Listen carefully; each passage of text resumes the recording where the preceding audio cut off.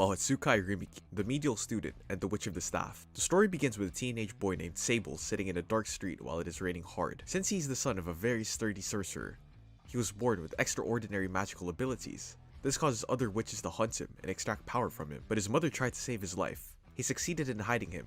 Due to this harsh tragedy, Sable only knows his name and had lost all his memories. After some time, a woman comes up to him and covers him with her raincoat to shield him from the rain. She invites Sable to enroll in Weenya's Royal Academy of Magic to hone his magical abilities. 3 years later, Sable is a student at the academy with the lowest rank. He is having an awful life at the academy because he has no memories of his life before enrolling. The school head, Albus, calls Sable one day and tells him to take part in special training to hone his mystical powers. He is required to raise awareness about feasible magic in areas where witch hunts are still practiced. To accomplish his set goals, Sable embarks on a journey to the village with his youthful and lovely professor, Lou Christus. Sable and Professor Lou set out on their journey together, and when they arrive in the village, a deer beast fallen witch named Holtz, a crocodile-faced beast fallen named Kudo, and 2 other men accompanied them. Lou splits the team of 6 into 2, with Sable and Holtz on her side, and Kudo on the other, just to finish their work as soon as possible.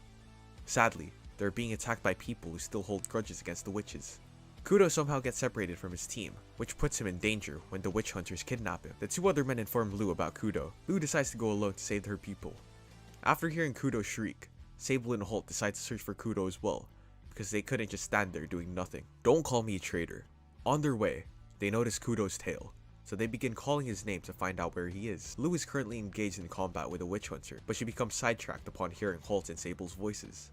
Taking advantage of the situation, the hunter takes her down. He then quickly seizes Sable and commands Lou to give him her staff. Lou has no other choice but to give him what he desires, so she throws her staff near him. Holt then uses all of her strength to blow the hunter away with her magical spell, but the witch hunter sidesteps her attack and is about to kill her. Sable's eyes begin to glow, and he hears the staff asking him to use it. Sable ignores Lou's warning that anyone who touches her staff except her will die instantly, and grabs her staff off the ground to kill the hunter.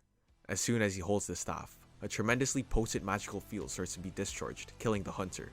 Sable opens his eyes and sees that everybody is alive apart from the hunter. Lou then explains to him that even after using the staff, he's still alive because his magical abilities are much stronger than the staff. Beyond the stream, the following day, Holt instructs Sable to use his unbridled magic power to regenerate Kudo's hand and tail, which were severed by the witch hunter. Sable is guided by Lou, and with her help, he's successful in using his magic to regenerate Kudo's body. Kudo is now traveling with Sable's group to the special training village. On their way to the training village, Lou teaches Sable, Holt, and Kudo a lot of tricks for using magic. They all have a similar story and origin. Each of them begins to develop a relationship with each other. The group eventually reaches a jungle where a young boy named Leo unexpectedly appears in front of them. He leads them to a gigantic tree and generates a magical shield for them to hide behind. A ferocious beast that resembles a tiger suddenly breaks the barrier and tries to attack them. Lou orders them to leave, while she engages the beast on her own. The aggressive beast fallen recognizes Lou's staff and admits his defeat. Sable and his companions finally arrive at the special training village after rescuing Leo from the intimidating beast fallen. They come across Shinpu, the blind priest, whose eyes were both covered by an eye patch, at the chapel on the outskirts of the village. I'm not afraid to die. They are introduced to Shinpu by Leo as their vanguard. Shinpu then informs the group that the village's overseeing witch has left. He continued by saying that for the previous 2 years, another witch had been in charge of the village. Shinpu ordered them to go back to the place they had come from. Shinpu, according to Lou, is the witch's lieutenant. Lou decides to search for the enigmatic witch, currently in charge of the village. Sable advises her to use her instinctive magical abilities. He further states that he intends to remain here until the end of their initiative. After a while, Sable notices that Holt is not in town. He looks everywhere for her but couldn't find her. Sable requests Lou's assistance in finding Holt. With the aid of her staff, Lou tracks her into a cave. When they enter the cave, they see blood on the floor. Kudo assumes that this is Holt's blood and flees, claiming he does not want to be killed. I decide who's worthy. Sable and Lou enter the cave and encounter an enigmatic witch there who had eyes that are the same color as Sable's. The witch introduces herself as Zero. She's the woman who, 3 years ago, enrolled Sable in the academy. She appears to be seriously hooked on Sable. She claims that Sable is indeed a very unusual entity, and she had taken over the village in his honor. She confesses to Sable that she has injured his friends for his advantage. She then extends Sable an invitation to join his group, since he's now in charge of the village. When Sable learns that she's the one who injured Holt, he becomes furious. Sable's eyes start to sparkle, and he's prepared to attack her when Lou steps in and explains that everything was part of training. Holt leaps over Sable over somewhere and lauds him on completing the training. Sable queries Zero as to whether she's the one who enrolled him into the academy, or whether she's acquainted with his mother. Zero goes on to say that if it is essential to inform, she will do so.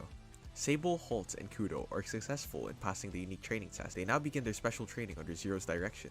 They are told to use magic to aid the village. While Kudo is employed as a clinical assistant, Holt begins working as the village's construction worker. Sable begins his job as a magic resupplier, but he finds himself spending all his time in his shop. Knowledge of ignorance. Lou, concerned about Sable's predicament, dispatched Sable outside of the shop to get some tea leaves. Rather than just sitting idle in the shop, he runs into Leo on the way.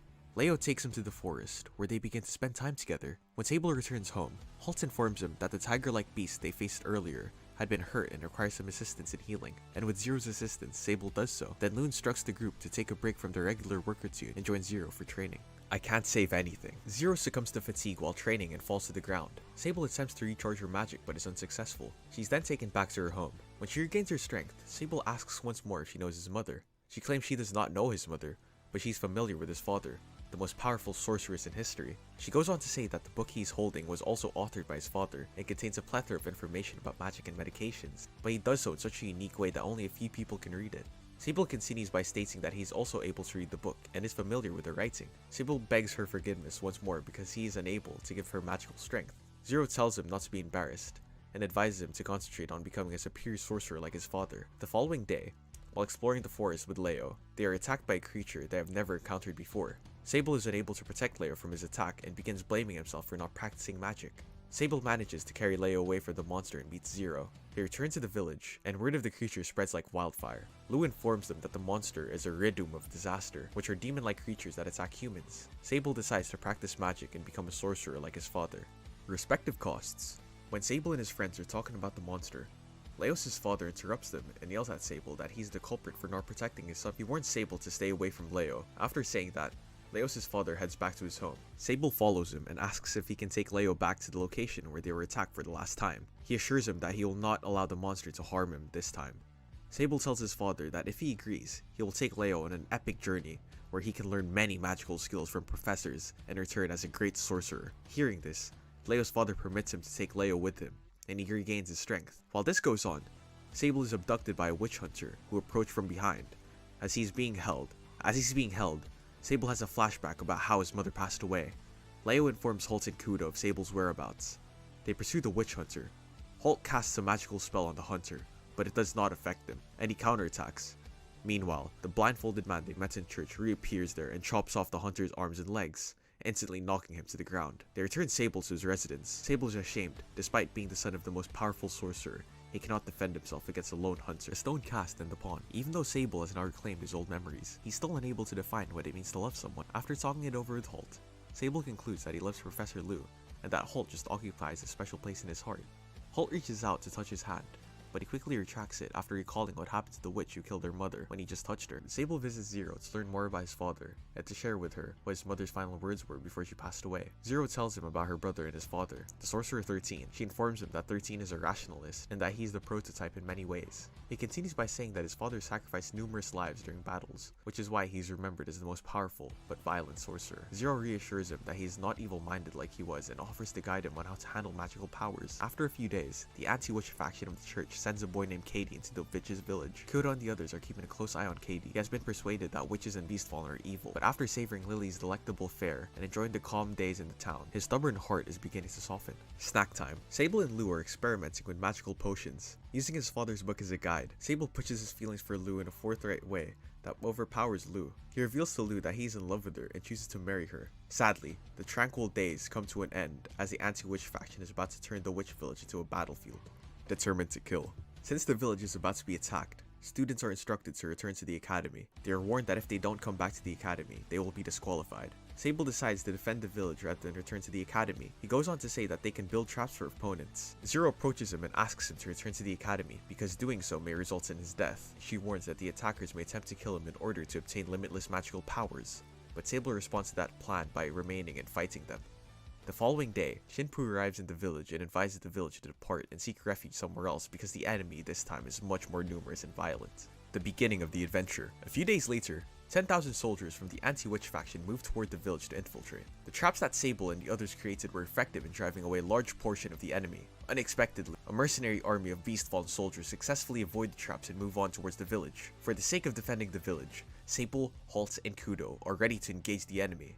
In a face-to-face battle with the beast, Sable uses his eye technique. His eyes begin to glow, and ends up killing the beast effortlessly by simply touching it. Although there are many beasts fallen, the battle is over in a matter of seconds when Zero uses all of her strength to cast a magical spell that eliminates all of the beasts. After that, Sable meets Zero to return the book and expresses her gratitude for her guidance. But Sable refuses, claiming that the book belongs to her. Then he reassures her that the phrase "to my brethren," which is written at the end, must be for her from her brother. He continues by saying if she changes the value of 13 to 0, the distribution on every page will change and she will be able to read it. After hearing this, she is astonished that it was so easy. Then, by addressing her as his aunt, Sable bids her farewell. They say their goodbyes to all the villagers and head back to the academy, where the anime concludes.